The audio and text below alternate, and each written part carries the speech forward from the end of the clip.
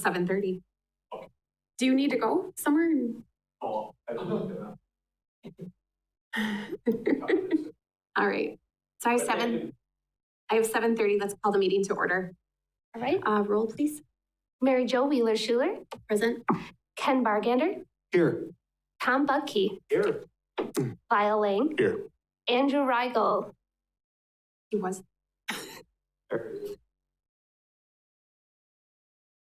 Andrew. Here. Are you present? We called the meeting to order. We're just doing roll. You're muted. Hi, Andrew. You there? We see you. Andrew, can you hear us? Anybody? Can somebody chat? Yeah, I don't. I can't do any controls from here.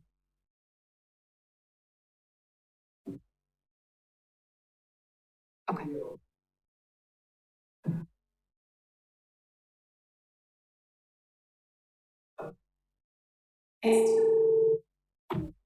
Go ahead.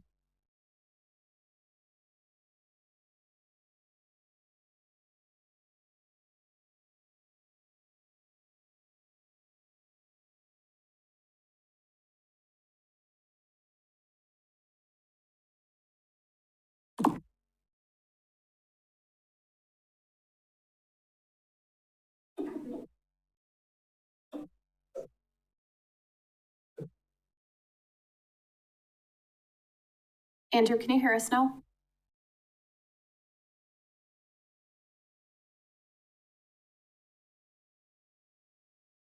Andrew, can you hear us? We called the meeting to order and we're doing roll.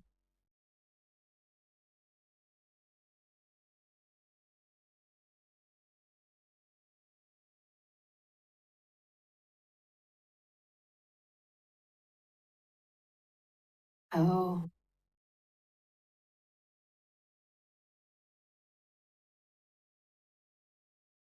Well, we have a. Andrew, can you hear us?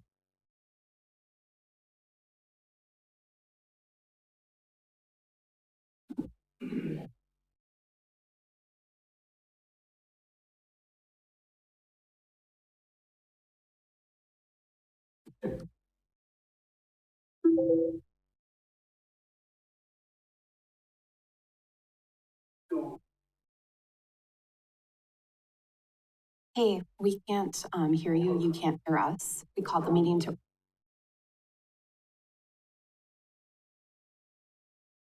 You heard it. I haven't heard anything else though. So did you hear us call the meeting to order? I might have stepped out when that happened.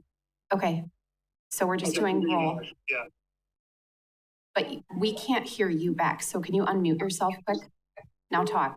Can you hear me now, guys? Yes. Yep, we can hear you now. All right. So call the meeting to order. We're doing roll. We're on you. Are you present, absent? What happened to him now? Okay. But we heard him for a second.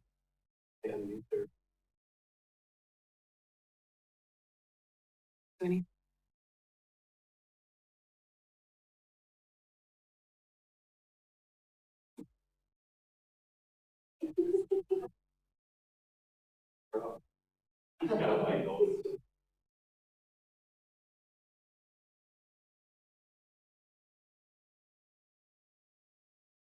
This is what we get for a 7:30 morning meeting, right?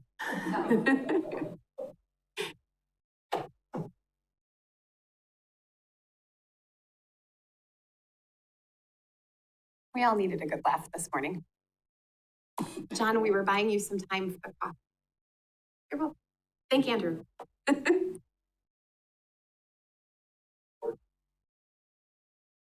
I do.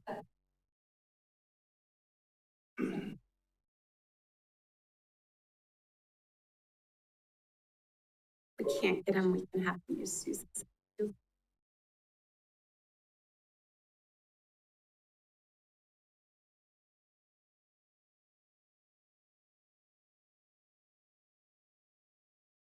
Welcome to Zoom. Enter your meeting ID, followed by pound.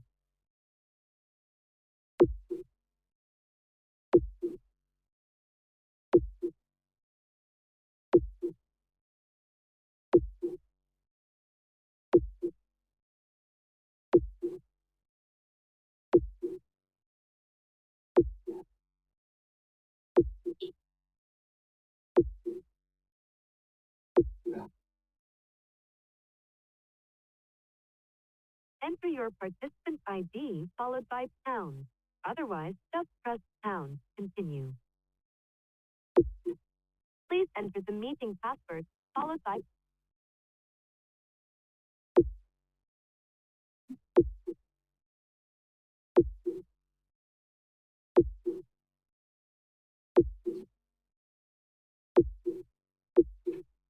You are in the meeting now. There are 4 participants in the meeting. Andrew, are you able to hear us now? Are you able to hear? Are you able to hear? Are you able to hear? Are you able to hear? Are you able to hear? Are you able to hear? Are you able to hear? Are you able to hear? Are you able to hear? This is going great.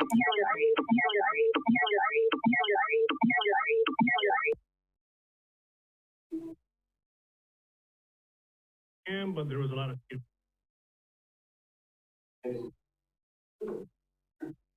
Andrew, can you hear us now? Yes, I can. We can't hear him very. He's You're really up the quiet. volume.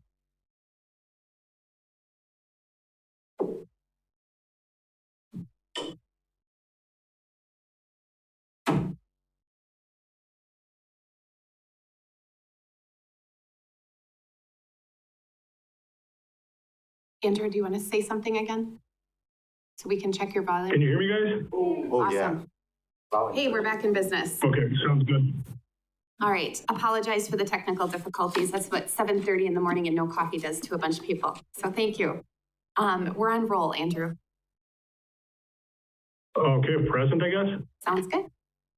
And John Tracy. Sounds good. Thank you.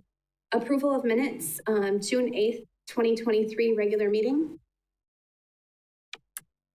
Tom? Motion? A second? Andrew? Okay. Any opposed? All those in favor say aye. All right. June 15th, 2023, approval of minutes, joint meeting with Common Council. Motion? From Ken, second from Tom. Any discussion? All those in favor? Any opposed? All right. Motion passes. Approved. Number 3, item 3 on the agenda, welcome new member, John Tracy.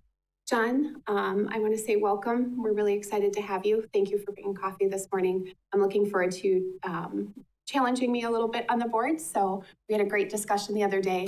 And after our discussion in front of you, I will get you one of these. They're nice binders that Natalie put together for onboarding. So yeah, welcome aboard. Would anybody else like to say anything?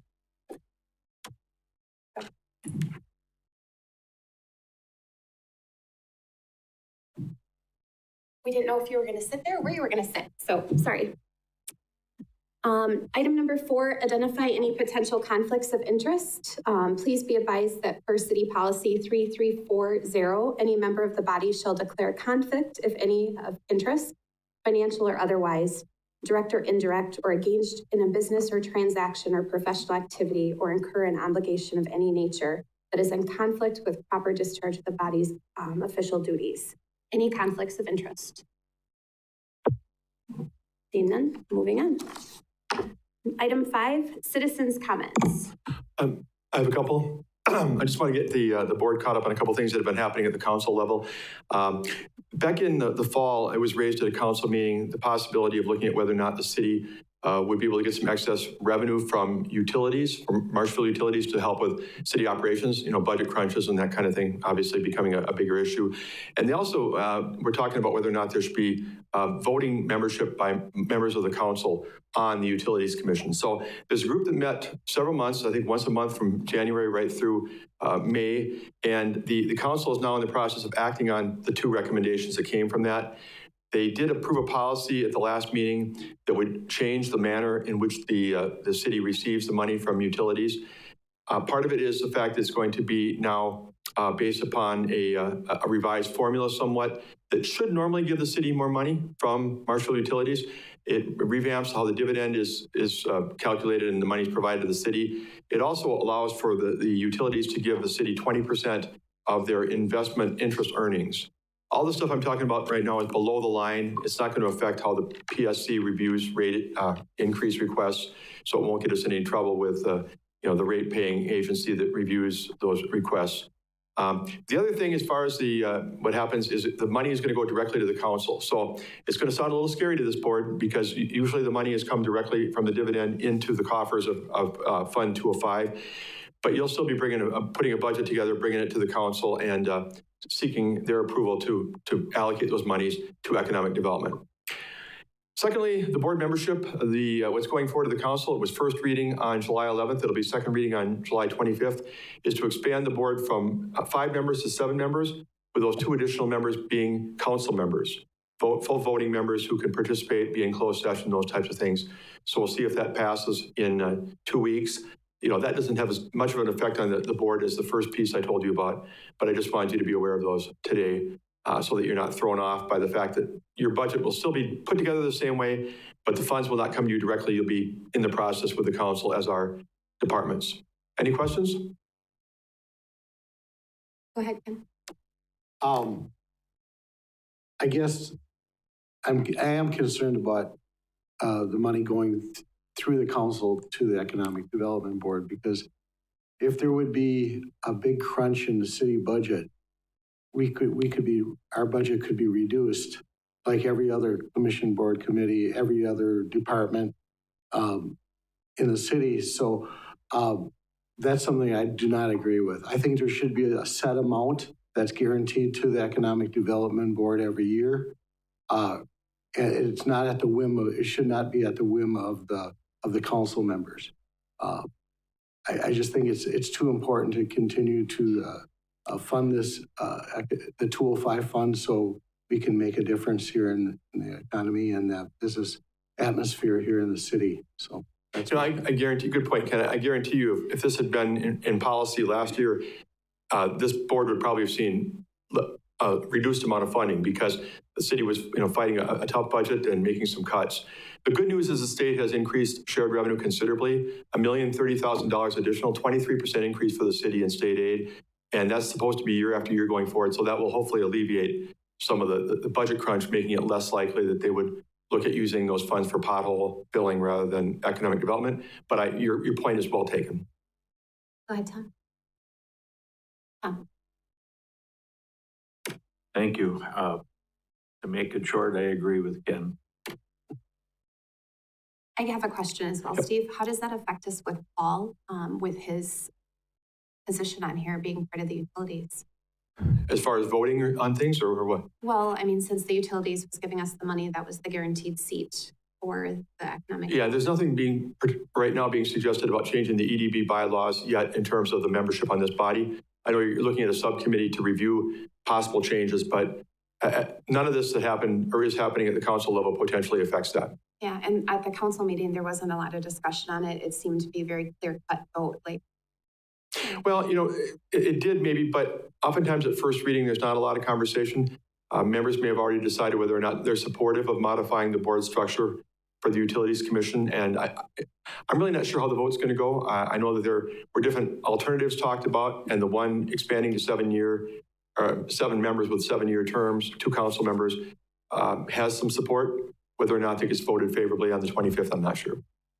Thank you, Steve. Yep. That's good. Any other citizens' comments? Seeing none, moving on.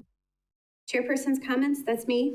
Good morning, everyone. I hope everyone likes the new meeting time. So hopefully we'll get a little coffee us and I'll be a little bit more chit-chatty. I do have some things to discuss. I don't know if you guys remember when I first stepped into this position. I'm a mover and a shaker, and I look for facts and have conversations with people in the community. And I'm just trying to do what's right here for the community and try to grow Marshfield. So there'll be some more discussion about the fair in a little bit. But I wanted to put that out there that, yes, I'm a mover and a shaker, and that's how businesses happen. And that's why I have successful 5 businesses. But challenge me if we have questions. I think it's important that we all communicate if we're frustrated with something. Okay.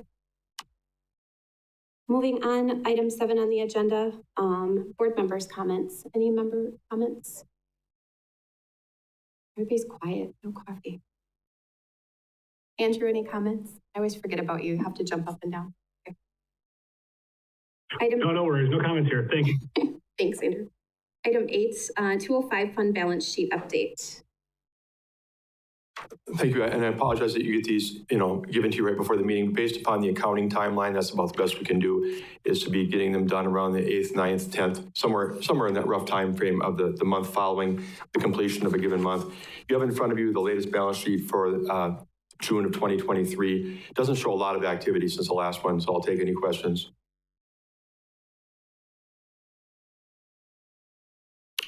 Any questions? Thank you. Thank you, Steve. Item number 9, presentations from economic development partners for 2024 budget requests. Who's up? I'll start. We have 4 requests to be made to the board for 2024 budget funds. The Marshfield Area Chamber of Commerce Foundation, I probably said that wrong, Main Street Marshfield, the city's Park and Recreation Department related to Wenzel Family Plaza programming, and the City of Marshfield's Communication Department. And I think it's okay, we'll go in that order. That's based upon the size of the request. We'll start with Karen with the chamber, and we'll go down from there.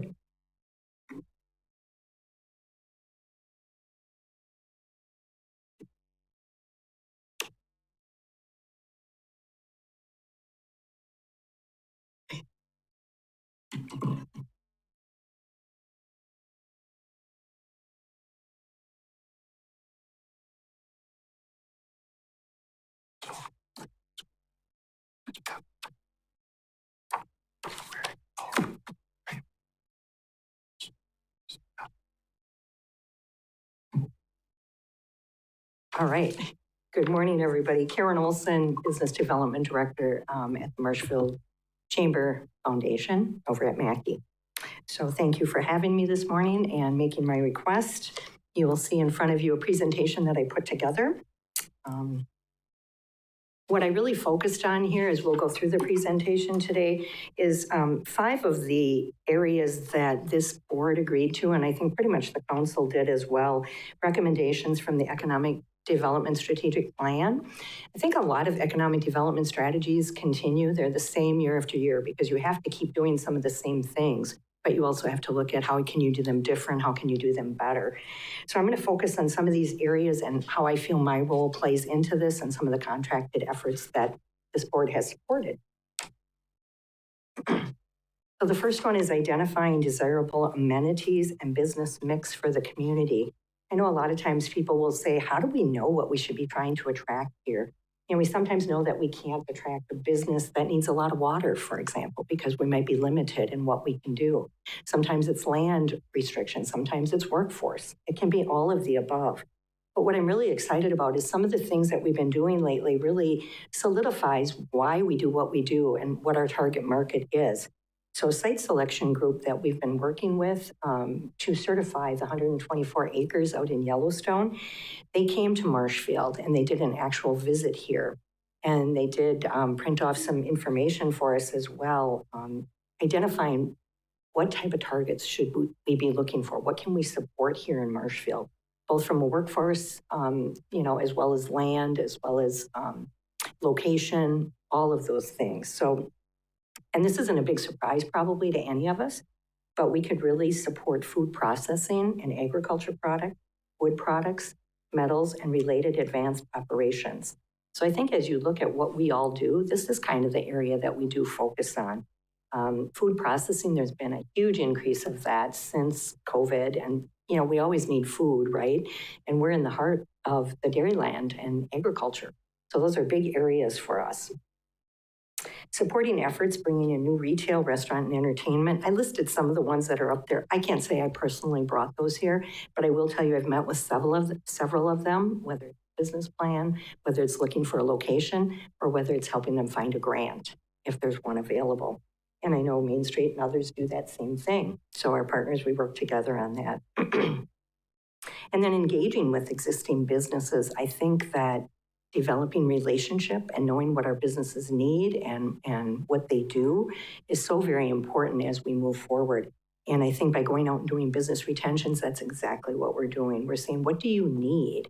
What are your barriers? And if we can find an answer for them or a resource for them, that's what we do. They're busy running their business. They don't have time to look for grants. They don't have time to look for other things. And I really feel that's where we, in my position, can step in and do some of those things. If you guys have questions, please ask them as we move forward. Okay, I can't read that screen, so partner with Main Street, support efforts to enhance the downtown to make it more attractive for businesses, consumers, and residents. I think a healthy, active downtown is the heart of any community. I think we need to support those efforts. We go out and visit with those people as well. We partner with Main Street and others. We promote programs, events, grants, resources, all those things that are ongoing that we feel can help our downtown. And can we always do better? You bet. But again, we're always out there pounding the pavement. And one of the things I think the Second Street Corridor Plan really gives us something to look forward to. There's housing options there. And I have to give credit to Josh. I'm going to pass around some of these flyers that Josh and his group did, that when we did sorry.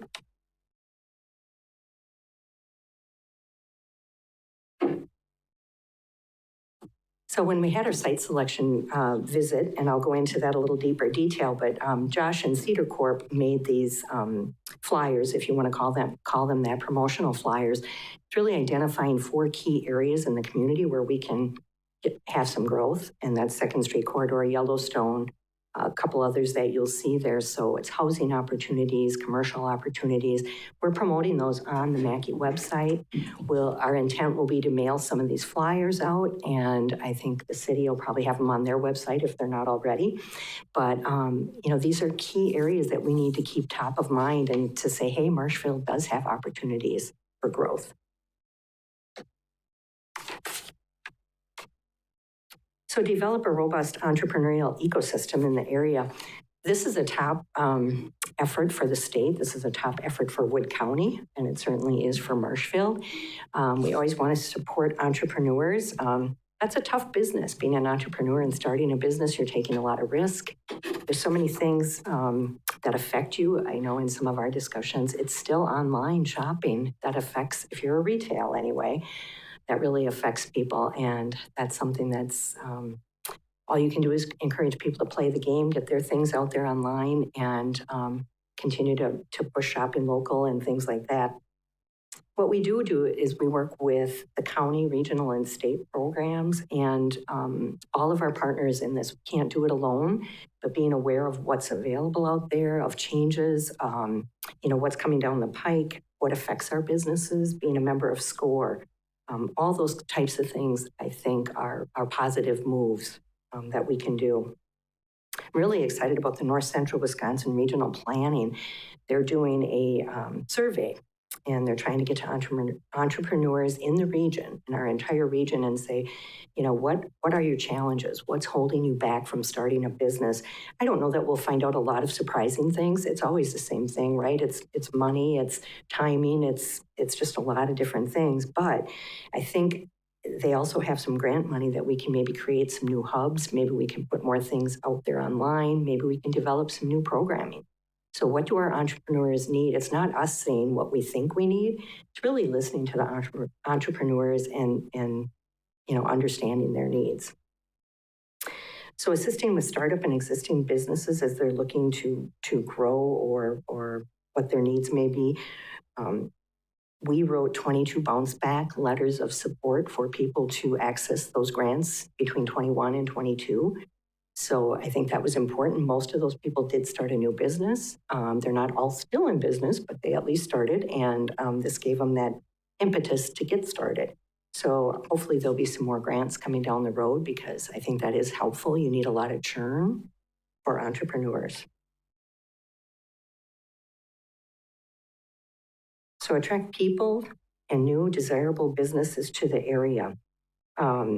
We work a lot with existing businesses, and they don't necessarily have to be a chamber member. I know a lot of times people think you only work with chamber members. That is not the case. Every business is a potential chamber member, but at the same time, we want them to succeed, and anything we can do to help them, we will do. We have a job board. We have youth apprentice programs. I won't get into a lot of those because they're not my specific area of expertise, but these are some of the things that do affect, I think, what this community does and highlights. So getting back to the developer business we just had, and all of my partners played a key role in that as well. We had 10 developers, and Synergy is the one that led this. They're a regional economic development group. So we had 10 developers come to Marshfield. We got to showcase what Marshfield is all about, our strengths and our opportunities. We will be getting a survey back from them, information about what they liked, what they didn't like. But I know we all enjoyed it, just giving them a couple tours of existing businesses, showing them the 2nd Street corridor, showing them the land out in Yellowstone, and just talking about all the opportunities. We showcased a couple new businesses as well. So I think they really enjoyed that, and I'd like to see us doing more of that. And most of these developers were from out of the area. They might have been from Milwaukee, Appleton area. I don't always think of Marshfield. Why Marshfield, right? So we gave them a reason to think about it, and they work with a lot of different clients. So I think moving forward, we'll see some good results. What I like about the contracted position or money that's provided to Mackie and the foundation is that we have a second door of entry. People don't always like to come right to the city when they're growing or they're looking to move. They want things to stay confidential, and I think we have a little bit more opportunity to do that. The other thing, I'll give you an example, working with a business right now, they're looking to expand. They wanted to know all the options that were out there, all the partners that should be brought together, if there's grants and incentives out there, and just kind of this checklist of everything. And that's what I do. I bring that all together for them so that they can continue running their business. But we can say, let's all meet at the table. Let's talk about this. Let's give you your options. And then, they can move forward with whatever they decide to do, whether it's going to an existing building or whether they decide to build. Promote available properties. We do utilize the Locate in Wisconsin website. It is a free resource. We do put properties out there quarterly and update them because people that are out of Wisconsin might be looking at that site for prospects. We do some things like the Marshfield in Motion book to talk about industries in Marshfield and businesses, economic profile, which is a demographic update for the community, and everybody uses those. They're not just for our use. We also are the main contact for state RFIs. So when a business is looking to come to Marshfield, they usually start with me, and then I involve all the utilities and the city staff and everybody that needs to come together to the table. And when we did meet with the site selection network group, they came in and we had everybody at the table. We had great discussion, and afterwards they critiqued it. And they really gave us good feedback. They said, you had the right people at the table. You gave us a great tour. You really did everything right. And that was really good to hear because that means if we're bringing other businesses in or developers, we do know what we're doing. So.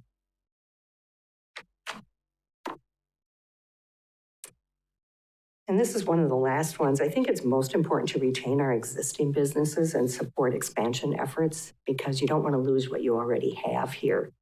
So I think you'll see that most of my focus from all of these points is on that. And what we're finding with a lot of companies as they're looking for workforce, they need more visibility. And I'm going to give you an example of Nelson Jameson. For years, people didn't know who Nelson Jameson was. They were a quiet company, a distribution company, but people didn't really know what they did. The last couple of years, boy, have they stepped it up. They have a new location. They've been our firm of the year. They've done some great things. And I think it shows when they are looking for workforce because parents and even students and others can figure out that, this is an up and coming business in Marshfield. Here's what they do and the variety of career options that they also offer. And we're finding that from a lot of companies that were typically pretty quiet. So we do conduct at least 20 retentions a year, and that's going out and saying, okay, what are your challenges? How can we help you? What are your barriers to growth? And we can't fix them all, but we do try to find resources for them. We are working a lot with the students, doing a career expo, Power of Ag expo, and many, many other things to try to get our students to stay here and to know that there's great career opportunities here. The makerspace, that's something that's still moving forward. We think it's, again, important to have something like that, working with clubs, entrepreneurs, students, and working with the 10 area school districts that we do have.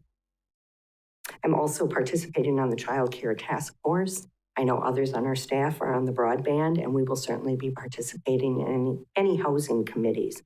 We do feel that these are barriers to growth for some of our businesses, and we need to be part of the solution. We do have a talent connections meeting that meets every 6 months. It doesn't involve a lot of our larger employers, even the clinic and things like that, to say, okay, what are your issues? And, so I think it's, again, having that dialogue. It's not us telling them what they need. It's us listening to what they need. And then also even recognitions and celebrations, I think, are important to businesses. Okay, so here you will see the funding request. It's the same as it has been in the last couple of years. The $47,000 is for the contracted services. And again, those can change. You guys have different benchmarks, different things that you would like done with that position. That is all certainly on the table. The promotion, marketing, and activities, those funds are not necessarily used. That's on a year-by-year basis. We put that money there, like if there's a new workforce event or something with childcare or something like that, we typically will talk with Steve or whoever, EDB, and request those dollars if it's a big ask. We just want those dollars there in case we have needs to promote something new that may come up in 24, but we always make sure that it's touching on these events and things that we already do. So that money may or may not be used. It's just kind of earmarked there. So I am happy to take any questions from you. Sounds good. Thank you. You do a great job, and you truly wear Marshfield on your sleeve. Your heart and soul bleeds it. I've dealt with you for over the years, and you're fabulous. You really do try to sell the community. Thank you. So Thank you very much. We appreciate everything you do, especially with the grant piece of it. I think it's important as a business to be able to go to you and have a confidential conversation and give us those different resources that maybe are out somebody's looking to expand. I know in the other communities I'm in, sometimes that's not always available. So it's important to have your role in the community. Thank you. I appreciate that. Yep. Any other discussion? Go ahead, Tim. Sorry. Great presentation. I agree. Thank you. You're always spot on. Kind of a hard question for you. What is your as the business development director in the past 12 months? What has been your greatest achievement?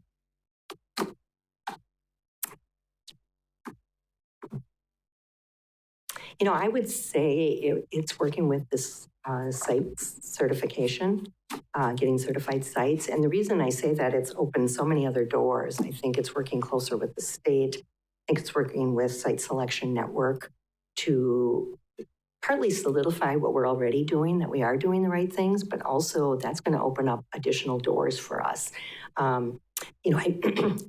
I know everybody says, we shouldn't attract more businesses here. We should worry about what we have. But when PCA came in, they took our largest chunk of land that we had. And that's why I pushed so hard to get this additional land. If we have another PCA want to come to the table, or even somebody smaller that's already in Marshfield, we didn't have space for them to go. So I truly believe you have to have, that space available. And otherwise you can't even play the game, right? So it might be years before it's filled. And yes, we still have land in Mill Creek, but that's different land. This is industrial. We may not need it till next year, but we might need it tomorrow. And I think us being prepared and ready, so I really think that that's an accomplishment that I'm proud of. Yep. Any other discussion? questions? You're an easy bunch in the morning. Thank you.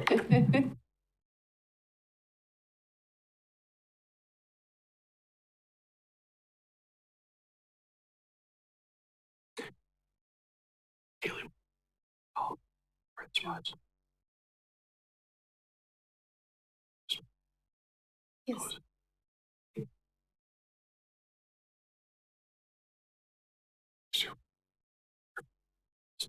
We can. Do you want to make a motion to do that?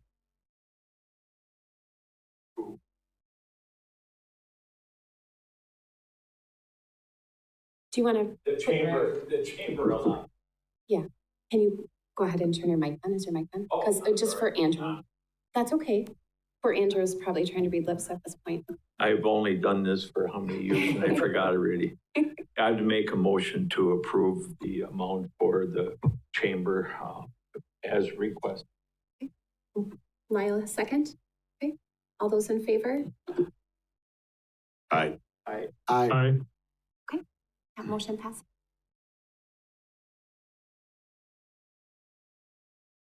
Thank you. Kaylee Gomez, Executive Director of Main Street Marshfield. Thank you for partnering with Area Economic Development Partners every single year. We really appreciate it. Our organization is an accredited program of WEDC's Wisconsin Main Street program, which is under the umbrella of Main Street America. We have 13 board members, 4 committees, 1 full-time and 1 part-time staff. Our mission is to energize and strengthen downtown Marshfield, and our vision is to honor the history of our downtown while looking for new ways to invigorate and stimulate the economic vitality of businesses within the district. And we aim to make downtown of Marshfield a vibrant destination and create experiences that provide a sense of family, community, togetherness for all residents and for visitors. The presentation was included in your packet, so I'm not going to go in detail on every single slide that has a lot of text on it. Hopefully you had a chance to look at that. First page, you'll see that we have a pretty comprehensive approach to our 4-point approach, as well as downtown advocacy with things that a lot of what Karen talked about actually, retention visits, recruitment. We work with a lot of partners, including the EDB, the Chamber, Visit Marshfield, and the city. And then we worked to make downtown improvements based on what we hear from downtown businesses and property owners. And then we create new projects on things like promotion. And of course, you're all very familiar with our events, but there's a lot that goes on behind the scenes. And hopefully you're able to, again, read through this sheet. In the past year, you had funded our downtown business marketing program, which has been a very big success. That $6,000 is matched with exclamation QSO. So every single business that receives a grant will be getting a $2,000 grant. Seasonal planters last year, that's a little bit higher than it was this year because we had asked for fall and winter grains as well. And this next year, we'd only be requesting funds for the summer. And then downtown branding photography, our first branding photography session went very well. That was something that we paid for in-house and we're able to demonstrate that value. And then our session for this year, the first one is actually next Tuesday, because we wanted to make sure that everything was really vibrant with the summer colors downtown. So talking about 2024, this is a great example from last year, just to highlight what a video can be used for in a website. This is a screenshot of Off the Mat's website, and they also have a YouTube channel where they're using this kind of overview of their business, talking about the atmosphere, and you get to see a lot of the people that are using their studio practicing. It definitely continues to be something we tweak every single year with exclamation based on surveys with people who have gone through the process. And this year, the biggest change that we've made is creating a really set timeline so people are meeting their deadlines for exclamation so we can get the projects actually done within a year. 2022 recipients and 2023 recipients are listed here. So a good variety of types of businesses. And then planters. I understand this may be off from what you typically recognize as economic development. I get it. I would personally rather have this as a line item in the city budget. Typically it would be. Municipalities would just pay for this through like a parks budget or a streets budget. Unfortunately, the city isn't in a position to put new things in their budget right now. And so the closest on-ramp for us for this would be asking for funds through Economic Development Board. And that is something we've been doing for quite a few years now. When the streetscape was updated, Main Street fundraised for the planters as well as the benches and other amenities in the public area. So it's just something that's been in our house for a very long time. That said, Downtown beautification is integral to downtown revitalization. It's not kind of an if, it's something that you have to have as a part of a revitalization success. Flowers are fundamental as a tactic for beautification, and in Downtown Business Survey just this last week, the majority of surveyed businesses said that while the flowers didn't directly impact their business, they understand the value and the impact on the district as a whole. They provide a sense of place, a sense of safety. They encourage walkers as they're walking down the street. If you see an ex-planter, you know, okay, there's still a retail district to be had as long as those planters go. And they actually can provide some traffic calming, especially when paired with more greens like street trees. So the more green that you have downtown, the more pedestrian friendly you tend to be. This is an example of our first session of branding photography. As you can see, the photographer's eye is really catered to small businesses. That's who this person works with primarily. This has been incredible for us to use in things like flyers, posters, social media. To have a library at our disposal with this level of quality is incredible and really saves our staff as well as volunteers time. Instead of going out in the district and getting a really good capture, we just have these and we can continue to reuse them too. Here's the overview of our 2024 partnership request that you, I'm sure, have already seen. We talked about planters, the marketing grants, and then the newer one to this is the downtown marketing. We have had a lot of feedback from the district as well as boards like the EDB, some council members request that we continue to increase our marketing for downtown. And that's very obvious. We totally agree. However, we do need to increase our funding to be able to increase that marketing of downtown. So we listed website development, some social media strategy. There's some consideration of a billboard campaign, kind of like Visit Marshfield had done in recent years. The marketing dollars that we'd be requesting here would be directional, not definitive, similar to how Karen had spoken about that in her last presentation. We talk regularly with a marketing agency on what we're doing with what we do have, and we would continue to do that, especially as we have some new funds in place. We'd be very wise with those funds. You can see some of our current marketing initiatives. One of them, that Plaza Kiosk, was one that was funded by the Economic Development Board maybe 2 or 3 years ago. There's an additional one over in the Steve J. Miller Park. We have an award-winning Downtown Holiday Gift Guide. We do things like interactive park passports for Small Business Saturday. You'll see a picture of a beer walk participants and then our holiday parade. So obviously there's a lot of things that are happening right now that are not just general marketing, that are just seasonal or very, very tied to an event. Hopefully also you had a chance to look at this slide and the connection to the action plan. I know that when Josh was developing this, he was talking with partners, and there's a lot of crossover between strategic plans with Main Street, the EDB, the chambers, and even on a county level with the Ready, because obviously those problems are similar and the needs are very similar across the entire community in the county. Any questions for Main Street? Thank you, Kelly. I do have a couple questions for you, if you don't mind. Sure. I had a local business, Off the Wall Framing, that just celebrated their 20th anniversary, and they weren't.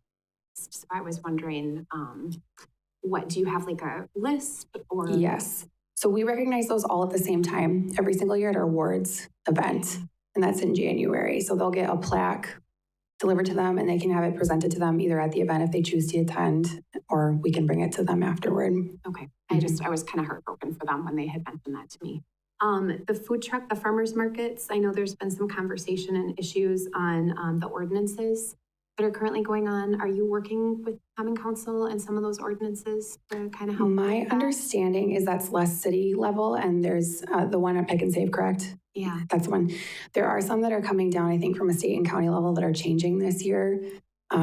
Because we've been notified of that as well, and they work directly with the vendors. So that's not necessarily something that we can change.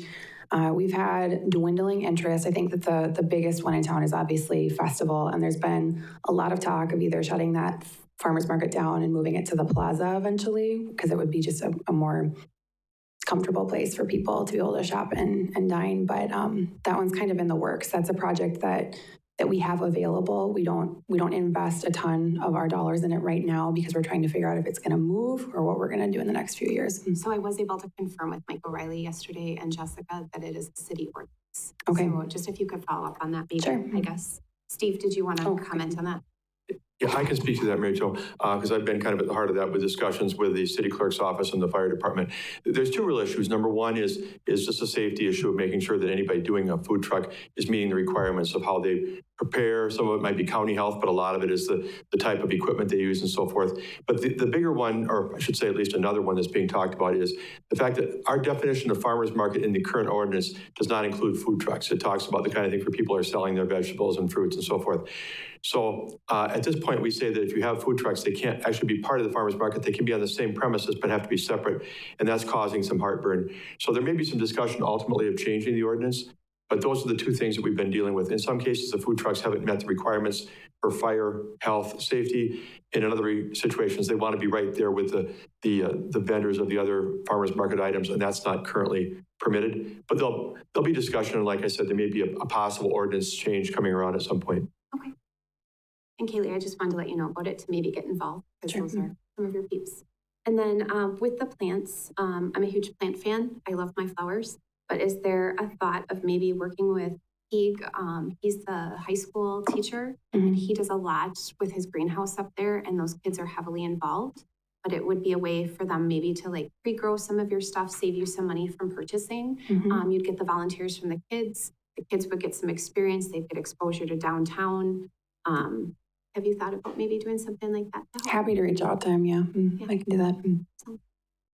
And then your facade program, interior and exterior, I'd really like to see you have like a hard deadline with it. I know there was some kind of heartburn with us with understanding that it was also interior. I think we kind of got through that because it's obviously a capital improvement project, and it's, you know. But if you could maybe look at having a hard deadline with it so that you're not like, oh, well, we possibly have another one coming in, similar to what the seed grant does. I think that would help them a little. I agree. Deadlines are good. All right, that's all I have. Anyone else? Go ahead, Tom. Thank you. Going along the lines that you said with the framing business, it would have been nice for somebody to go up and say, congrats. They haven't seen anybody from the street, is what they have told me. So, I mean, that's horrible in my opinion. And then I do understand that when you were looking for frames one time, you went online and bought frames online when you got a firm in Marshfield, this firm, and we didn't do that. Wow. I think it's interesting because the business that you're talking about and several of our downtown businesses will say those things, and then they will order what they can afford on Amazon themselves. So I think it's really important to know that we do have to weigh our budget sometimes into things. It does happen. It doesn't happen often. And since they made that, that was actually a very specific case about 6 years ago. And ever since then, we have been ordering our frames from that business as soon as that was been made known. I think it's different though when it's a business making a business decision that affect their bottom line. They do a lot of things for the Marshfield Tigers basketball girls program. They have a disabled daughter that sits on the bench. So I mean, they gave frames to a bunch of the girls free of charge. So if that's a business decision that they're doing, then going outside. We do purchase from them every single year. So ever since that issue 6 years ago, it's been every year. If I could continue. As far as the flowers, you know that I was a big proponent. I wanted Marshfield to look like Mosinee. And people that go through Mosinee, it was always beautiful, still is. But I guess we went away from that, not you're doing. But if you figure out what you're asking for the flowers, that's $136 per planter. To what Mary Jo just said, there's got to be, I know it's watering, and can't businesses water? Can't they go out and water? I mean, you talk about soil, it's just, that's a lot of money for the planters. I mean, you could go to some businesses in town and get cheaper flowers, but I'm all for, I think they look very nice, but $136 per one, I just can't see that. Yeah, it's hard to see that number. I won't lie to you, it is. But you're not just paying for the flowers, you're paying for the labor. And when it comes to downtown, especially Central Avenue, a lot of soil replacement has to happen due to the salt that's being poured in them every single winter. It's also just a tough place to grow flowers. You have to water them really regularly. So there's labor costs in there as well. I think though too, maybe even if you could sign off on a slip to the kids are always looking for volunteer hours. That looks good on their college stuff. Maybe you get with HEAG and the FFA and see what you can do there. I will ask. I think that's a great opportunity for you to, bridge a couple gaps. Any other discussion? I really have a couple comments, mostly around the marketing efforts that you're doing. I just want to commend you guys. I hear it as an employee of a business out of town. It's recognized, it's seen. People talk about Marshfield and wanting to make a trip over there sometime because they see the marketing messages that are out there and they know that the business downtown and the work that you're doing is paying off. As far as the planters go, I think, I look at some of the budget sheets here and it's just pretty small. It's a big number, but it's not it's somewhat insignificant. If you think about the traffic patterns in Marshfield, most people don't take Central Avenue because it's a concrete jungle. It's not a beautiful place to drive. Right now it's decorated with a lot of orange cones, which make it even difficult to pass by. But if I go Oak Street or Peach Avenue, I know I'm going to be seeing a lot of green space, a lot of parks that I'm going to drive by, and as a driver, that just calms your nerves a little bit. So I'm all in favor of beautifying downtown as much as we can. It's the heart and soul of this community. We can invest a lot of dollars in big box infrastructure, but you lose your character if you put all your eggs in that one basket. So I appreciate the work that you're doing. Go ahead, Lyle. One more comment on the planters. A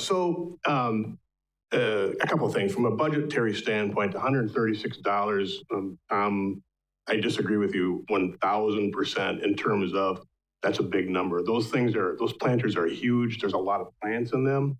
In order to have a consistent look so it doesn't look mismatched, there's got to be some thought put into it and a process. So it's not as easy as one might think just by driving by. Well, that's nice. It looks good. There's a lot of effort to that to make it look consistent and look good. In terms of the watering, that type of thing, Kaylee's right.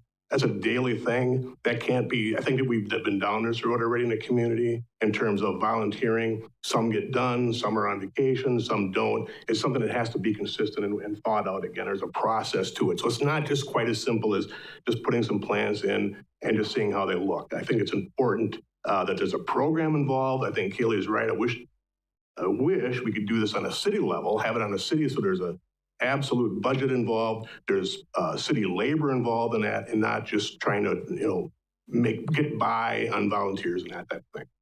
Just a comment. Okay. Tom? First of all, like I said, I'm not against the flowers. You know that. But Lyle makes a good point. But now I'm going to ask for the volunteer part again. How about master gardeners? Would they do that? I mean, they do an awesome job down at the zoo and other places. Is that something, you could still pay them or whatever, but, they really take pride in what they do. I know that. They do. I think it comes into a similar situation, though, where there's 72 planters and the regular watering schedule. It's pretty hard on any even semi-volunteer group. The school might be a little bit more promising. I'm definitely willing to look into that to see if they have the capacity to do that. I know in Wausau, their Parks and Recreation Department, they have their own greenhouse and they're growing their flowers, so they're just kind of a different animal. But it's usually it comes down to the availability, and so we've been contracting that out. If I could, who does that then? Who do you contract it with? Currently, it's Mill Creek that went out to bid this spring, and they were the only ones that submitted. Okay. Any other discussion?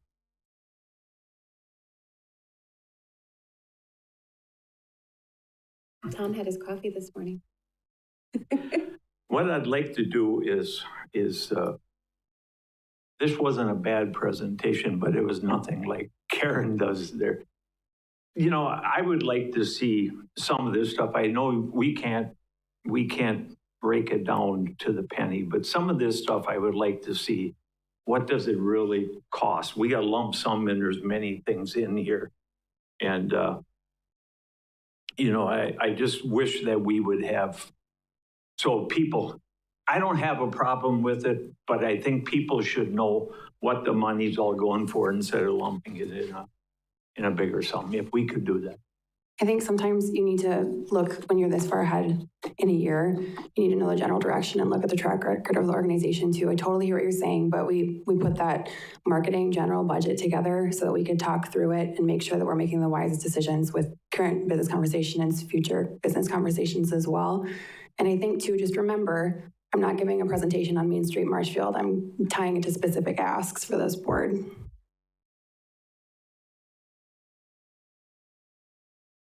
But we don't get to see that. We don't get to see that. Or the EDB board doesn't get to see that. You said you present this.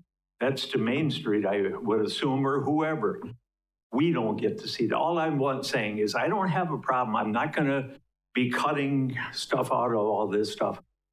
But we need information. Thank you. And then I will also say when we submit for the money, we don't get it up front. We have to show an invoice. So it does get approved through the city, and I don't get money if it's not directly tied to the ask.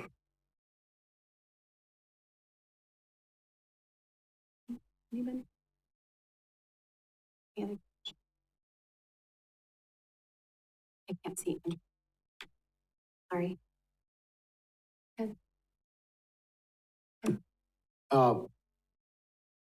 Are you ready for a motion? I'm ready for a motion. Okay. I'll make.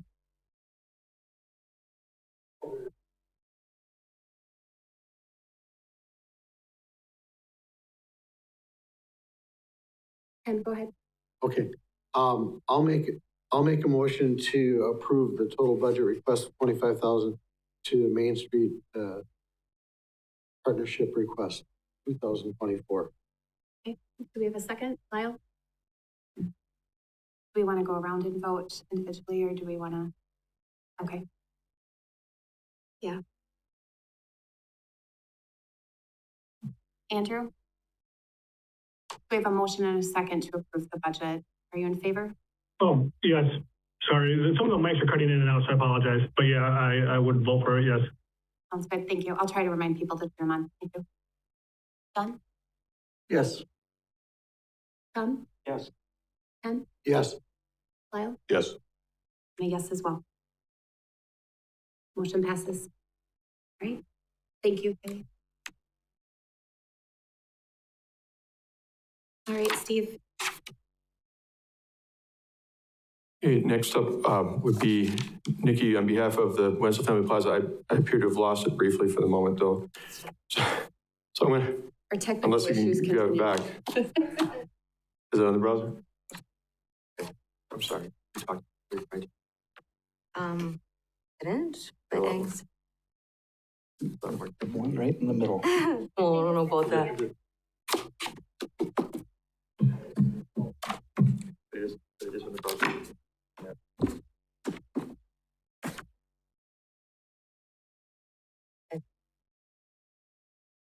Let me check. Oh, yep, right there. Thanks, Natalie. Oh, you're okay. Wait for this to load.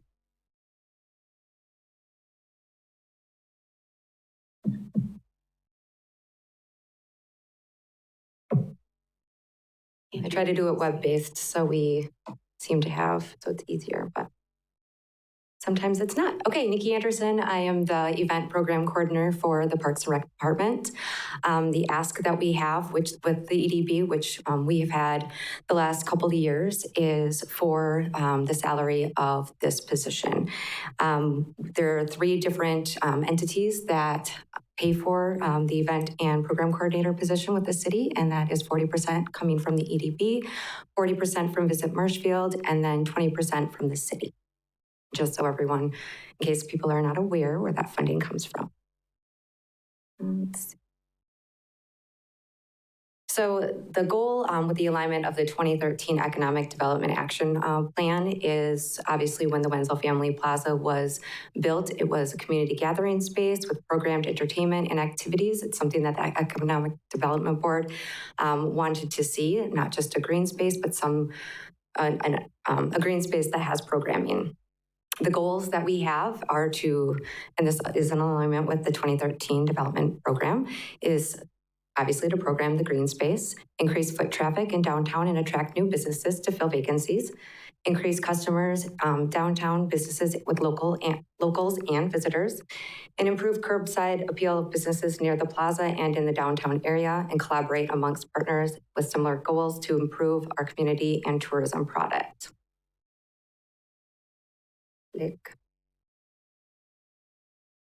So this is what we do with the Wenzel Family Plaza, and it's still a very big portion of my my job since I transferred from Main Street Marshfield. I still really focus on the Wenzel Family Plaza. So looking at 2023, these are the activities that we have upcoming. We do have a mixture of what we program out of our office and then also private rentals. Once I did move under the city, the park is rentable, just as Columbia and our other facilities. So this is what we have going on just at Wenzel Family Plaza. And if there's any questions, please don't hesitate. So for some reason, transitions happen. So not only, and this is, oh, sure, go ahead, Andrew. Regarding the rentability of Wenzel's Plaza, are we actually turning a profit on that, or is it just covering costs? Well, how does that look as far as renting and the cost of that goes?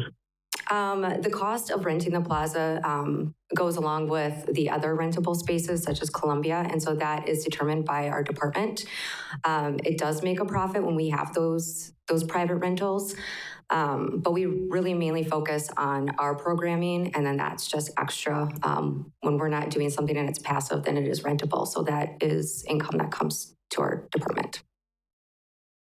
Okay, awesome, thank you. You're welcome. With this transition, when I moved over to the city, an ask of this board, along with Common Council, is that I don't just focus on Wenzel Family Plaza, that I focus on our other parks and zoo. And so that's something that we've done in the last year. We have provided luminary hikes. I help out with Wild Wednesdays at the zoo. And then we have other activities. We work with Off the Mat and really focus on wellness. And we just started, actually this Saturday will be our first Mindful with Mina, which is bringing wellness to Hummus Park. We'll focus on the zoo and then also Weber. And so we really want to utilize parks other than just the plaza. And so we've done that. Other contributions that I have with my position is building business and organization relations. We do have a lot of businesses that come in and utilize the plaza that I partner with. I have 3 or 4 this year, including the 75th anniversary of Wenzel's Farm coming up in August. So those are the supporting things that I do out of my office with businesses. We also are promoting Marshfield through advertising dollars that we have, acquiring sponsorship revenue for events, providing support with partners through events such as Hub City Days and Dairy Fest, and then also just supporting the Parks and Rec department. So this ask is not, merely for the events, it's also for the supporting things that I do.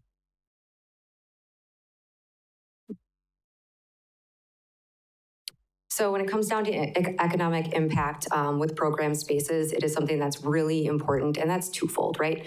So we have the tourism dollars that come into the city, and this year tourism is booming in Wisconsin and specifically in Wood County. We want to see those dollars come to Marshfield. With that, we need to have reason for people to come to Marshfield, and that really is dependent on the entertainment that we provide and the things that we have going in our green spaces. So these are just Wood County dollar amounts that the state has provided. When it comes down to an event impact, you can see the numbers that we have for some of our main events.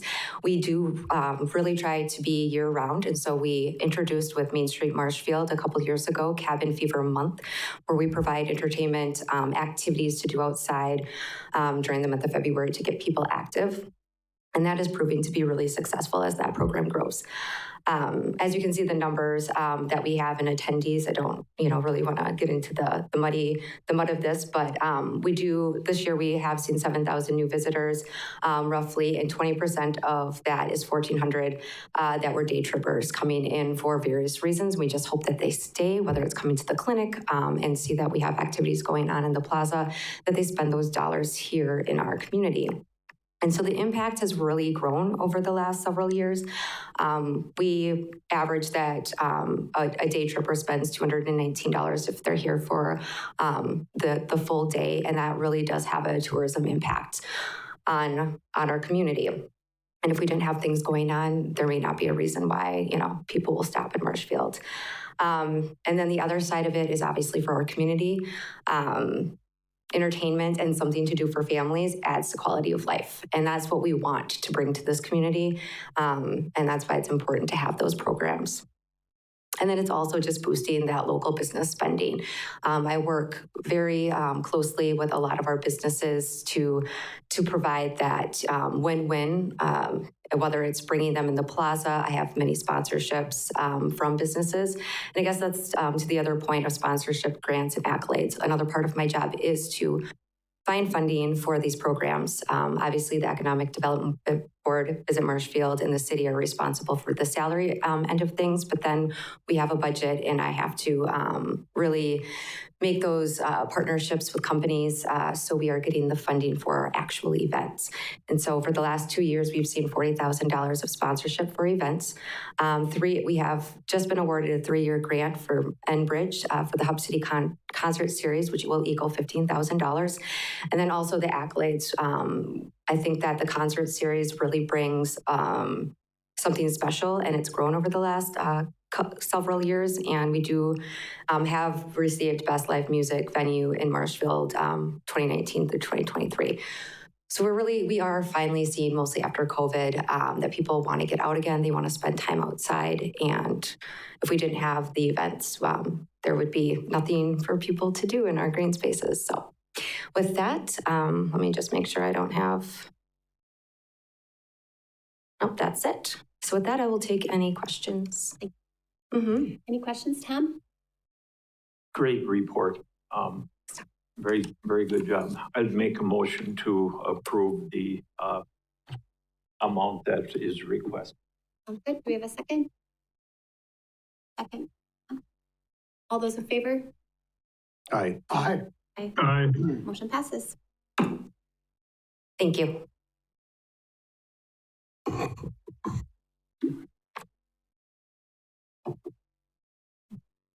And our final request is from the city's communications department, and I would invite communications director Tom Laux to come up. He's actually in the back room right now filming this meeting, but he's going to step forward and make a short presentation on behalf of that request. If we deny him the money, then he cuts off our meeting. Sorry, Tom. Come on, Zoom. Oh, you got this here, Steve. Can Andrew see? Where is it on this computer? Come on. Okay. I don't want to hit the wrong button. The morning of technical difficulty. There you go. Thank you. All right. Okay. All right. I have my computer here. Thank you. Thank you for having me. This is the first time that the communications department is looking for funding outside our regular funding, which is cable franchise fees. Just to let you know, cable franchise fees is how the communications department is funded, the entire department, and cable franchise fees are only cable television, currently from Charter Communications within only the city of Marshfield, and our budget is around the $250,000 mark. And that handles all the broadcasting of our meetings and all our public access channels, all our video, and all the communications for the city, as well as working with the departments of the city. And myself and another employee that works with me over on 5th floor. So why am I here? I do a local business feature that I started about 6 months ago, and I called it Local Business Matters. And my goal is to do this on a monthly basis. But it takes quite a bit of time and it takes a lot of new gear to do it professionally. These businesses are going to expect it to be a professional video. They don't want to have something that is good or you can't hear it. So I'm looking to get some funding to help with the equipment that we have, replace some of the older equipment so we can have the equipment to do these kinds of videos. Yes, the video equipment would be used for other things as well. But generally, if we want to do these kind of videos that we're looking at, and they would be 2 to 4 minute videos, maybe a little bit longer, about a particular business here in town, we would want to make sure that we have the right equipment to do that. Right now, I've done 2 series. I did one on Central City music. I don't know if anyone had a chance to see it. It's been placed on several of our media platforms. That was about an 8-minute video. It was longer. It had a lot of views on it, and the business owner appreciated that very much. And it also helps build a lot of relationships for not only our department, but for the city as well, getting out there and doing that as a representative of our city of Marshfield. So I also did a video earlier on with Board and Brush, and I had a chance to work with Keely as well as Karen from Economic Development. I had an interview with them and did that a little bit, tied that into the business grant that I did that was offered by the state, and was able to tie that in there. So I just want to tie a piece into that. One of the things I was looking to do is maybe change the format, is to maybe possibly get this board involved if there's an interest in funding this, to choose those businesses. So I don't look like I'm favoritizing any business. I don't want to do that. But right now, currently, I pick those that are coming to me by reaching out to me or calling me and saying, would you be interested in doing a video for us? So currently, I have a few on that I'm working on now, and hopefully have another one here within the next few weeks to get out. We do have it reoccurring as well on our channel, 990, as well as all our other streaming platforms. Do share it on the city platforms as well, so other people can see it and get a wider range audience. So it's not just public access, it's beyond that. The business is welcome to share it as well, and that's what really pushes that. So the business can use it for however they feel they need to. And there's no cost to the business. There has been no cost to anybody to do this except, again, the city funding our department. And I have just put it within my time. I'm currently the one that produces it only, and would continue doing that. I've done this before. I had the idea from some of the other local municipalities in the state that have done stuff like this, and that's where I get my ideas. We all share ideas in our state sharing network, and this is one that's done quite a bit. So I didn't bring the video here today because it's 8 minutes. I didn't know it would take too long. But if you get a chance, go out on the Marshfield Broadcasting website and you can look at it. It's under our channel 990, and you can watch that there. It's the last one that was done, I believe, was late May. But I would like to be consistent and do that monthly. If we were to get the funding, we would make it consistent. I'd provide a report to this board as well, where we're at. But we're right now just touching the waters, and I'm looking for just a small amount of money to help fund this. We're going to be needing to do that as we grow our department. That is something that's in our strategic plan of 2020 up to 2024. We're already ahead of it, which is good. It's one of our pieces, and we're going to be looking for additional funding as well. And just to let you know, I did look out for funding from Wood County as well to help with this as well, and some other things too. So I just want to be upfront with that. Thank you, Tom. Discussion? Tom? Thank you. I was on the communication committee as an alderman, and I know what kind of work they do, and I see it firsthand now. They are doing a lot of programs. I was on the council for a long time, and this is, in my estimation, this is the best exposure that we've had with Tom's communication, Tom and David and the other people. They do a great job. They, you know, I'm going to ask the board. I know they're looking for 5,000. I'm going to make a motion to give them $6,000 this year, and hopefully we can expand that in the future to. I know it's only a two-man show at this point, but maybe somewhere down the line we can get somebody else. These guys are very good, but I would like to see it grow and grow and grow, and I'm sure that's your goal too, Tom. Yes, thank you. Thank you. Discussion? Yep, Ken? Thank you. Am I on? Yeah. I think it's a real noble idea. I think getting these videos out for the public so they can understand what these businesses what these businesses all offer, what kind of services, so when us as citizens want to make a decision, what our needs are, where to go if we have a problem or we have a product that we need. We know where to go, okay? Instead of just always running to Walmart for everything, right?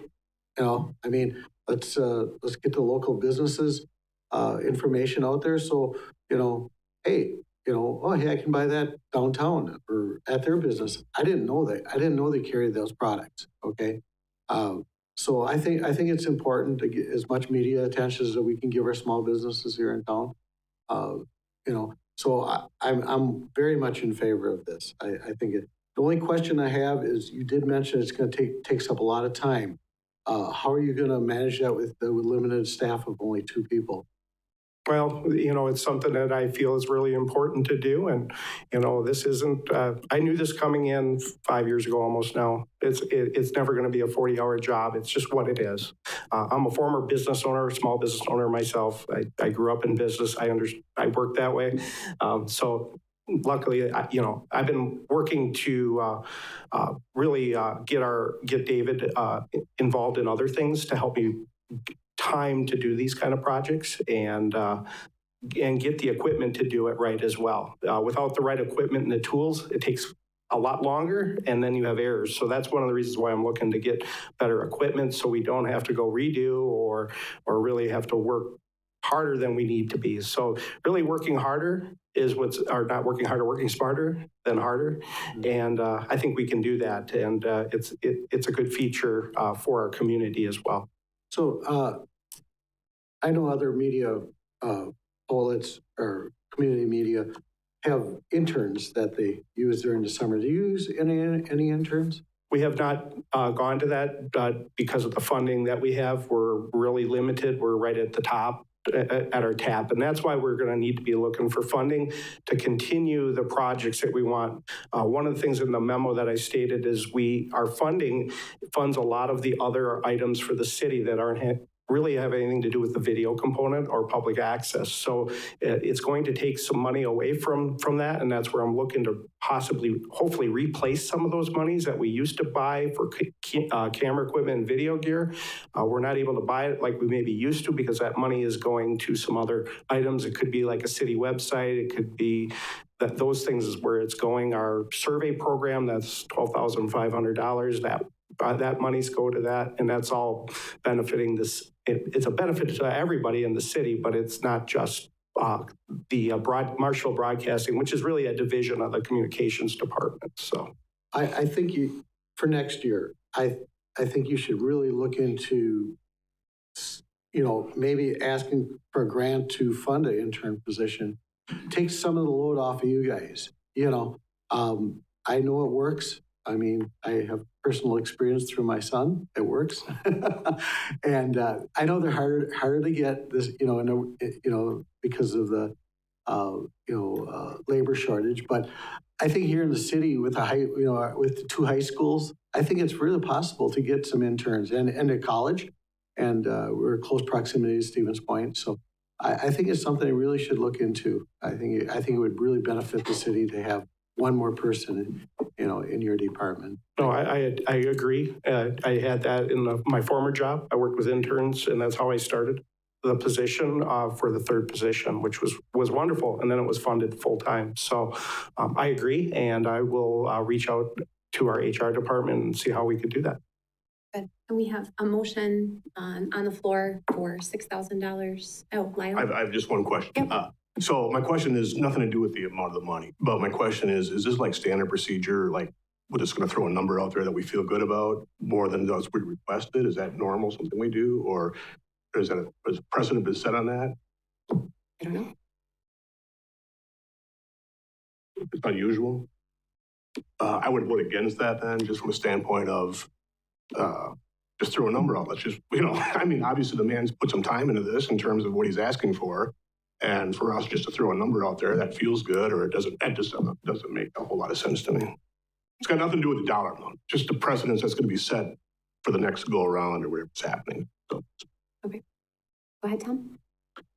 I don't disagree. It's unusual, but talking to Tom, that $5,000 amount was a starting point, so that's why I did it, Lyle, Ed, but I agree.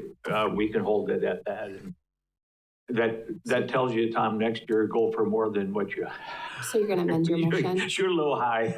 Are you going to amend your motion then? Yeah, I would withdraw my motion. Okay. Do we have a motion to approve? Lyle, a second? Second. All those in favor? Aye. Aye. All right, thank you. Sounds good. Thanks, Tom. All right, no other presentations. Thank goodness, just kidding. Review, item number 10, review results of June 15th joint meeting of council and next steps. Thank you. I want to thank those of you who came to the meeting on June 15th over at the community center. It was focused entirely on residential development and where we need to go moving forward. Council and EDB jointly, CDA members were there as well. And I think it was a good discussion for those who were there. Lasted about 90 minutes, talked about everything from affordable housing to different styles of housing, single family versus multifamily. What came out of that ultimately was an agreement that we should have a committee look into this more separately and then report back to people. And so far we have 4 individuals who've been willing to be part of that, Mary Jo and Ken, and then 2 members of the council. I believe it's Ed Wagner and Derek Werman. So I'm hoping for maybe another member or 2, but we'll get that first meeting started soon and really dive into what the true needs are. I assume that committee will want to talk to some experts, people in the field of development, realty, those kind of things, and look forward to where that goes. Sounds good. Thank you, Steve. Any discussion? No. Moving on, item number 11, review list of economic development grant requests sent to Wood County. Well, Tom, I want to thank you again for bringing this up, that we really need to put grant requests into the county. And we're going to probably overwhelm Jason Grunenberg, who just walked out here, because between the city and others, there's a lot more requests this year. But you have in front of you 8 requests from the city on a sheet I handed out, 3 from the Parks and Recreation Department for Brain Park Pickleball Court, Wenzel Family Plaza restrooms, and renovation of Stroman Park over by the old City Hall. Also, crosswalk lighting at 19th and South Central. That's to connect the new mini golf that's going in with the Bandy Hay Waters area for pedestrian safety. Also, some furnishings and upgrades for the library. More signage to show where the historic homes and buildings are in this community. That came from the Historic Preservation Committee. And then 2 that are being brought forward by Tom Laux, our communications director, the one that he just mentioned, the Local Business Matters programming, and new software for citizen surveys. We're going to really try and use citizen surveys more and more to try and find out what the public wants as we bring forth ordinances and ideas for their consideration. And then I also handed out the full sheet that the county has. Jason, I just mentioned that you're probably overwhelmed down there by roughly $1.2 million in requests this year, half of which are from the city of Marshfield, not the city per se, but others besides the ones I just mentioned come from Mackey and Central Wisconsin State Fair and others. So we look forward to hearing those. I believe it's the 27th of July. Oh, okay, yeah, if you'd be willing to do that real quickly. So we look forward to those being considered. Obviously, you're probably not going to spend $1.2 million, so it'll be a competitive process. But if you want to just touch on it briefly. Yeah.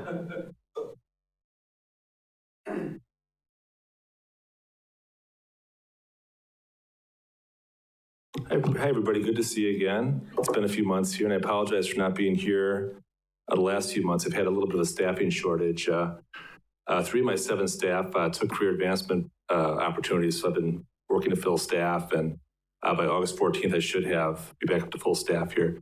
But a little bit on the economic development grant process. This is something that the county's done for quite a few years now. And it's kind of growing based on the number of requests that are coming. And I think it's growing because there's just more awareness of it, and people are promoting it as an opportunity to fund important projects out there. Just to put things in perspective, last year, I think we had about $600,000 in requests. And I believe it was about 20 requests that came in. And the seed committee and the county funded about $300,000. So they basically funded about half of the requests that came in. This year we have about it's over $1 million, 1.18 billion, I believe, or 1.1 million that came in requests. So I imagine they'll whittle down those requests probably pretty heavily. I would imagine we'll end up approving a similar number as we did last year, maybe 300,000. I'm kind of speaking for the committee right now, so Supervisor Budke can correct me if you'd like. But so the process they'll probably use here is on the 27th of this month. They have a full day scheduled to go through the applications. And at that time, they'll hopefully be able to get through all of them. And in some cases, they'll approve the grant application as presented. Other cases, they'll deny it, as presented. And in some cases, they'll modify it. I know in the past, a lot of times somebody might request 50,000. And to get down to a number that they feel comfortable is they'll maybe reduce by 10 or 15,000 if they feel that's what the county can commit in that case.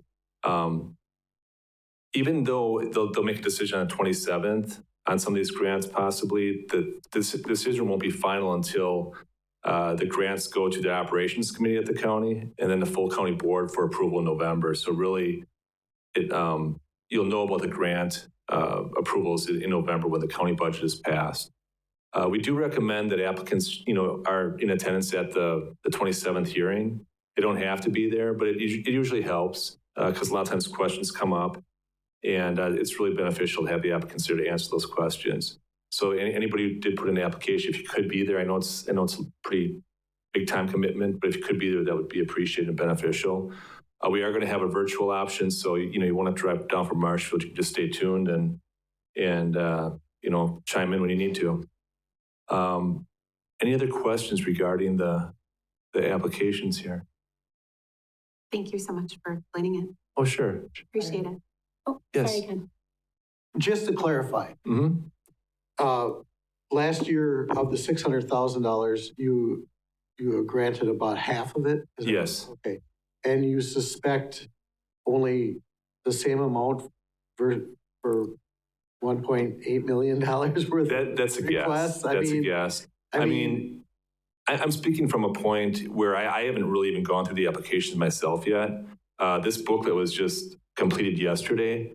And so I think the committee and myself are going to start going through this in the next few days here.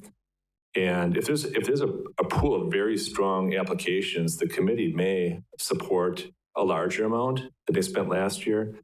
If the applications aren't as strong or what they had in mind as being economic development, they may actually make a recommendation to approve less than last year. I think it really comes down to the strength of those applications. And with that being said, the numbers really could fluctuate. How much money is available overall? There's really no set target that the committee has in mind. I think a lot of times when the county works with budgets, so they look at what they approved the prior year as a starting point, or as a reference point, I should say.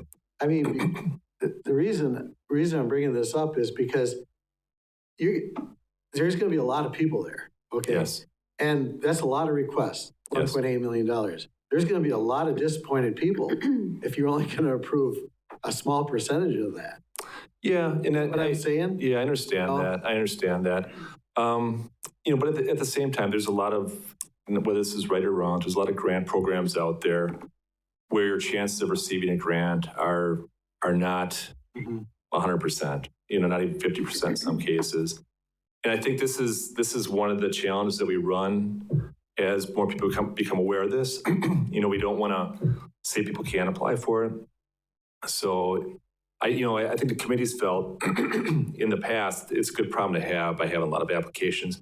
But I do understand your point. There are people out there that are going to be disappointed when they don't get funded. I look at this limited sheet here that you made available. City of Pittsville is looking for flushing toilets. Yes. What economic impact will that actually have? So right. I can see where you can scrutinize a lot of these applicants.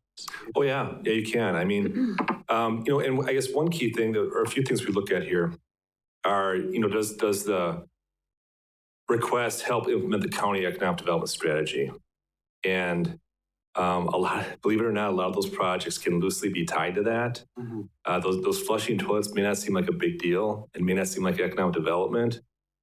But they may provide the ability to have certain events in that area that they would not have before, things like that. So I mean, you can case for a lot of those things. Yeah, I'm just looking at here. I'm looking at flushing toilets, but yeah, I haven't heard their presentations. So right. You may be 100% correct. It may be very legitimate, but I just look at it as like, wow, Well, thank you, Ken. Thank you. I encourage you to go to the meeting on June 27th. We'll be there. Yes, Tom. So. I'm a member, as Jason said, of the seed committee on the county. I would guess to answer Ken's comment about the amount of money. In my mind, seeing how we got 30 applicants compared to 20, I would think it would be higher than what it was last year. Now, people got to remember on some of these bigger items what we've done. I know last year at least we do half one year and half the next year and can spread it out that way. So I commend the city and Steve for getting this going. We can do more yet, I think, especially if I get enough votes to get this happening for Marshfield. And the county. So, but to talk about what Jason also said is don't go on the computer, be there in person. And I know it's a long time. It's going to be 9 until 1 o'clock in the afternoon, maybe. It could be longer, it could be less, which I doubt. But it makes a difference if you're there. It's harder to say no for people, so. Again, thank you, staff, for doing this. I think that we have a lot of potential with this. Sounds good. Thank you, Tom. And thank you, Jason. You're welcome. All right. Moving along, I know we've been here for an hour and a half, so. Sorry. Andrew, where did Andrew go? Yes, Andrew. I am going to have to leave right now. Like you said, there's an hour and a half, so I do have some pressing issues to take care of. So I'm going to fortunately have to bow out right now, guys. Sounds good. Thank you, Andrew. Thank you, guys. Have a good one. Sounds good. Item number 12 on the agenda, update on recommended changes to development board bylaws. With Russ and Paul not here, I would recommend that we just skip over this for today. I do ask that if there's anybody else, since we do have a new member here, if he would like to join the subcommittee on that, he's welcome to at this time. Is everyone okay with that? Are you interested in joining the subcommittee? I just received the bylaws. Let me review them real quick, and then I can contact you. Yeah, that sounds after great. the fact. Thank you. I assumed that's... It's a deep read. Why? Sounds good. Item number 13, report on any issues related to electrical work at the fairgrounds property. I'm going to make this quick, what I have found out. So it was brought to my attention. Everybody's asking me, like, why is Mary Jo Wheeler involved in EDB and the fair? Like, why is she all of a sudden involved in this? Well, it was brought to my attention that the International Dog Show is looking at pulling out. So if anybody, I'm not a dog show person and I don't show dogs, but it's a huge feather in Marshfield's cap to have this dog show come to town. And there's a lot of people that come to the community for it. The fur trappers used to come to Marshfield. They actually pulled out and are now doing their thing up in Anago. They signed a 3-year contract with Anago because of some of the issues at the fair.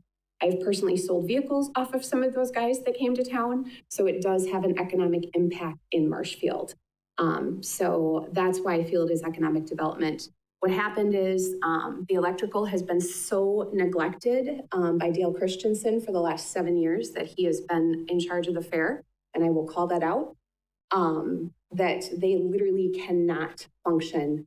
Pat Kilty was at the Common Council meeting 2 weeks ago, I think, and he literally said, fair is done, no electrical until you get it fixed. The problem with the electrical is you can't just go down to the store and pick it up off the hardware shelf at this point. A lot of those pedestals at the campground that is shut down, which is what is affecting the dog show, they're a year out for ordering. So I've been working with Randy Peterson with Dakota Electric to put a quote together. I was the one that personally applied for the seed grant money to help the fair out because Dale Christensen did not apply for that grant. I know there's other grants that Justin has applied for because Dale has not applied for grants for that fair. This is economic development. We have a huge chunk. One thing we forget with Marshfield is we're centrally located. Conventions and visitors like coming to Marshfield because we're easy to get to. Whether it's the Farm Technology Days, which I watch those numbers go up every year with Chevrolet, that's why we're involved. They like it. Their biggest attended events are when it's in Clark, Wood, Portage, and Marathon County because we're easy to get to. And I think sometimes we forget about that with Wood County and Central Wisconsin and this fair. So, and it's not just a fair, there's other events that are held there. There used to be the fur trappers. You have the parish poll that talking to Dan McGivern, I think Mike O'Reilly talked to Dan McGivern. They were looking at going to Neilsville. They're done. They've had it up to here.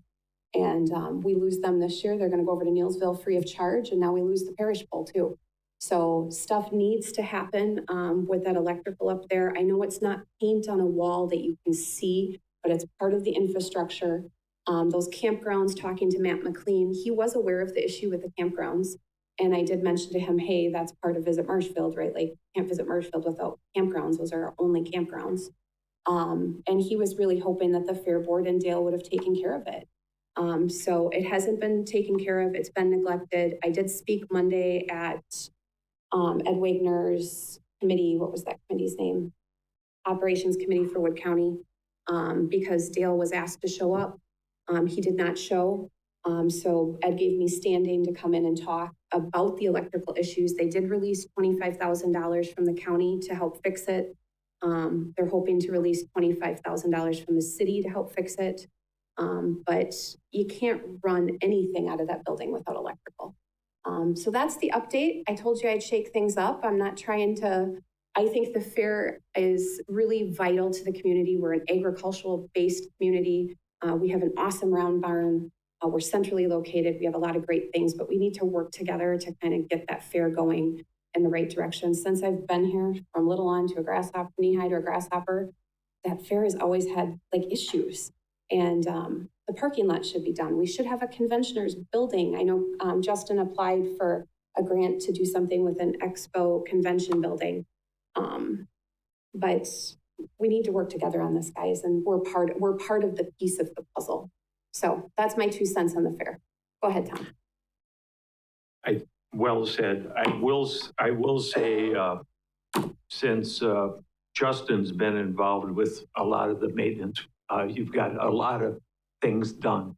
It was neglected for years. And I'm the chairman of the Fair Commission, which oversees the buildings and grounds. And Ken was on the Fair Commission as well previously. And we need to know from the fair people to go around do an inspection. For instance, the round barn windows, all of a sudden, this was a couple of years ago, the windows were all shot and we were never notified that. We're not the people that go around to look at that, and we need somebody to do an evaluation so you can plan. And I think it's getting better, Justin, but you well said with the other things you said. Thank you.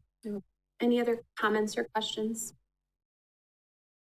Okay. And thank you, Justin, for what you do with that. So seriously. Steve? Yeah, project updates. There's a handful of items on that list that we just kind of track. Sometimes there'll be updates, sometimes they won't. And I have updates just on 3 things on the list. First of all, Marshfield Mall, 5 Below has opened, and I understand it's getting some good feedback out there in the mall. Work continues on the spaces for both Hobby Lobby and Ross Dress for Less. With respect to Weinbrenner Shoes, had some back and forth with them. Josh has been doing a good job working with other agencies, trying to see if they might be eligible for things like workforce development grants and those types of things. Have done a reach out to them about trying to set up a meeting and a tour for individuals from those agencies to see the operation and meet with them after the tour. And so that conversation continues. And then finally, on possible housing projects, I did bring to the council Tuesday night, just a couple nights ago, in closed session, a handful of prospects for new housing developments, just so they know what's being talked about. Some of them are more likely to receive favorable responses than others because they have different types of styles, different types of requests in terms of incentives to help make them happen.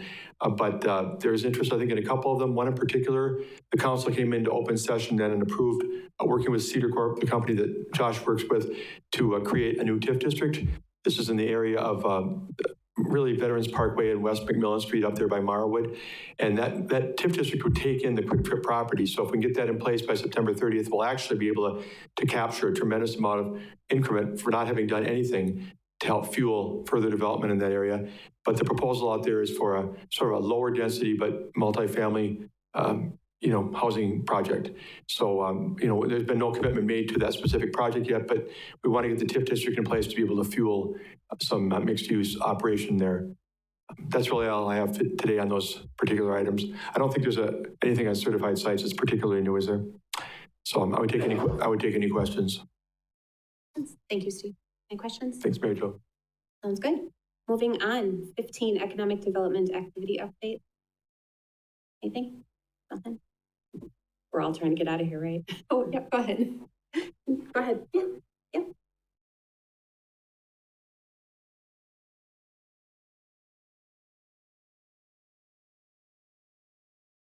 I'll try to keep it short here. So, no worries. One thing I was going to talk about was the grant program, but we already did that, so that's taken care of. But just want to make you aware of a few other things that the county is working on right now. I think one thing that's really big is broadband. You may not see this something affecting the city directly as far as infrastructure in the city, but I think it's really important for the workforce of the city. A lot of people that remotely work in the school district and things like that go beyond the city boundaries. So the county has created a digital equity solutions team. We're looking to have that group convene on a monthly basis. And the purpose of that is to develop right now a broadband strategy for the county. And also, we're looking to talk with the contractors or the providers in September. On September 7th, we're going to meet with providers that do work in the county and the area. And the hope is to get an idea of what they're doing in the county and hopefully partner with them on grants this coming year, because this coming year, there's $43 billion of federal funds that will be released to the states, that will be released to the counties for projects. And I say to the counties, but technically, the county can't apply for the grants. It's the providers that have to apply for those grants. As far as broadband activity, you're probably seeing a lot of orange pipes sticking on the ground in the rural areas. There's a lot of fiber being put in the ground in Wood County right now. We have what's called mid-mile fiber being installed by Bug Tussle Wireless. Plus, they've done some fixed wireless, which is like a antenna-based broadband in rural parts of the county here. So as we speak, the quality of broadband in the county should be improving, but right now broadband is a big focus and probably will be for the next couple of years ahead. Another thing that the county pursued recently is some marketing work, especially for economic development. I'm sure you've all heard of Discover Wisconsin. That same team, Discover Media Works, they offer a product called Uniquely Wisconsin that the county has purchased for this year. And what that allows the county to do is focus on, do 3 videos focusing on workforce and the people and the economy of the county here. One segment will be on the ski show in Wisconsin Rapids. That'll cover Southwood County. We're going to tentatively do a story on the C2 makerspace in Marshfield, going to cover the Marshfield area. And right now we're looking at doing one on potentially Powers Bluff and outdoor recreation for the rural part of Wood County. So we are engaging people in the crowd back there in some of these and the discussions, especially since I'm not from Marshfield, I'm from the Wisconsin Rapids area. We want to make sure we have the right people aligned with this so that we're hitting the target here. Other things too, we started reconvening the Wood County Economic Development Roundtable group. So in a county with 2 population centers, it's really important to have that group meet because a lot of times people in Southwood County don't know what's going on in Northwood County and vice versa. And also with that group, we bring in the Tech College, the UW, nonprofits, things like that. And in the past, it's been a great forum for people to develop a rapport with each other, know each other, but also know what the projects you're working on and be able to help each other out. And but one new twist we're putting on this, we're also having people in this group, be involved more directly with doing things. So we're creating subgroups right now, like the Digital Equity Solutions team I mentioned for broadband. We're going to create a housing subgroup, an entrepreneur subgroup, and also a quality of place subgroup to help implement the county economic development strategy, which also is very similar to the city's economic development strategy. So that's been real active. We're meeting on a monthly basis. And in fact, we have a meeting in about an hour here at Powers Bluff. So, and any of you are welcome to attend that. We just have to make sure we don't have quorums and stuff. So if you're going to attend, just let us know. But as far as the activity, that's what we have here. And thanks for giving me a chance to provide an update. Any questions at all? Appreciate you coming. Thank you. Yeah. Thank you. Go ahead, Tom. Seeing how you got to be there in an hour, do you want me to call an officer to guide you over there? Oh, sure. You just want to chance a ticket? I'll chance it, right? Anything else? Okay, great. Thank you. Item number 16, suggested items for upcoming agenda. Anything anyone would like to see? Go ahead, sir. Just a reminder, we talked about revisiting the facade program and how that's structured. So maybe on a low agenda meeting, doesn't have to be tomorrow. I think that's a great idea. Yep. Yeah, that request wasn't lost. Just wanted to get through this current cycle. The deadline is July 19th, so in about a week for the applications. You extended it 60 days. And then in August, kind of as a debriefing from that, we'll wrap up and we'll talk about the interior conversion piece and whether we want to change anything. I would like to see Dale Christensen here from the fair. So what? Dale from the fair. Oh, okay. Okay. All right. Anything else? And then item number 17, when would we like to have our next meeting? August 3rd to get back on cycle, or August 10th? And the reason I bring that up in part is because this meeting, if it's going to continue to be the second Thursday of the month, does conflict with the Fire and Police Commission meeting. And that's not the end of the world, but it does mean our technology staff is a little bit stretched to try and cover both. But I also realize that August 3rd is only 3 weeks from today, which is not very far from now. So leave it to your discretion whether you want to have the August meeting on the 3rd or the 10th. And then after that, we probably should get back to the first Thursday. I would like to see us back on schedule, August 3rd, 3 weeks. You guys good? Okay, sounds good. And 18, adjourned. Do we have a motion? Yes. Second? Okay. We're good. Meeting adjourned. Thank you.